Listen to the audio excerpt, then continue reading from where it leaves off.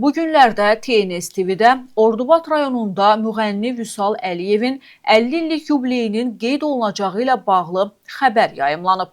Rayondakı mənbələrdən aldığımız məlumata görə İcra Hakimiyyətinin başçısı Rəcəb Rəhimlinin tapşırığı ilə Vüsal Əliyevin konsertinin təşkili məqsədi ilə idarə və müəssisələrin işçilərindən 20-50 manat aralığında pul yığılıb.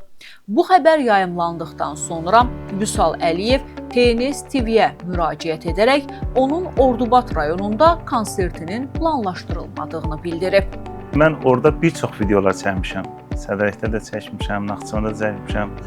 Ordubada da getdim video çəkdim, amma orada bir unutqanlıq etmişəm. Konsertin harda olacağını qeyd etməmişəm.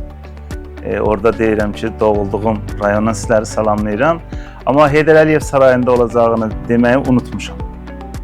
Ona görə də insanlarda elə bir anlayış yaranıb ki, mənim konsertim Ordubadda olacaq. Xeyr, mayın 30-unda 50-lik yubileyimlə bağlı Heydər Əliyev sarayında olacaq konsertimiz.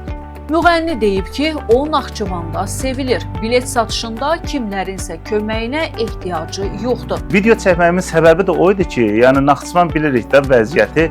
Bileti də özümüz təşkil edildiyimiz üçün Sədrəkdə də nümayəndə var, bilet qoymuşam, Şərurda da var. Ordubada da getmişik, orada 50 bilet qoyduq nümayəndəliyinə ki, insanlar bəlkə Naxçıvana gəlməyə ona vaxt olmaz, zaman olmaz və əlavə xərci çıxmasın deyə istəyən oradan götürə bilər. 50 bilet qoymuşduq orada, belə. Yəni bu Sədrəkdə də var, Şərurda da var, hər yerdə. Vüsal Əliyev yaxın gələcəkdə doğulduğu Ordubad şəhərində xeyriyyə konsertinin təşkil ediləcəyini bildirib. Ora getmişkən başçımızı yad elədik, sağ olsun, diqqət göstərdi, bir çayını içdik. Orada bir danışıq əsnasında oldu ki, bəs Ordubadda niyə konsert vermişsiniz? Mən ona söz verdim ki, inşallah yeni ildə həmrəylik günündə təmənnasız olaraq Ordubad cəmaatına, qohumlarımıza orada mən bir konsert verəcəm. Belə bir sözümüz oldu. Amma o paylaşdığım video mayın 30-una olan 50-lik yubileyimlə bağlı Heydər Əliyev sarayında olan konsertlə bağlı olan bir videodur.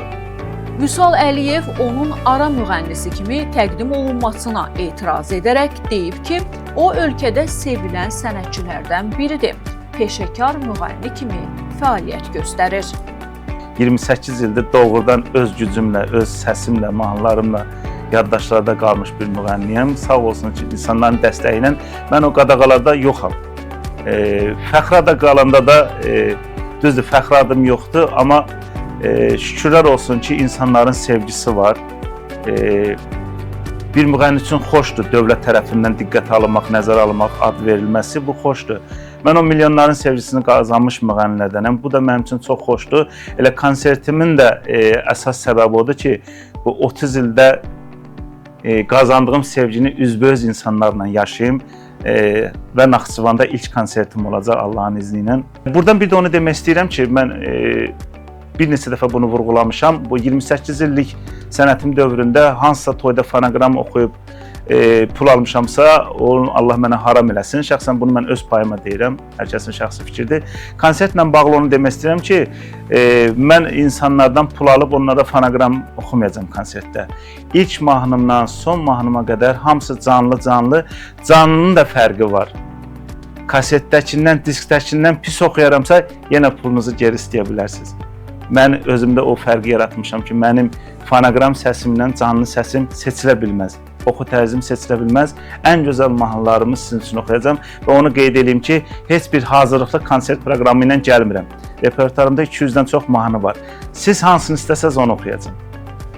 Müğənninin dediklərindən belə anlaşıldı ki, Naxçıvan şəhərindəki Heydər Əliyev sarayında keçiriləcək konsert üçün Ordubad şəhərində bilet satışını Vüsal Əliyevin komandası təşkil edib. İcra Hakimiyyətinin konsert üçün pul yığdığı isə təksib olunmaz faktdır.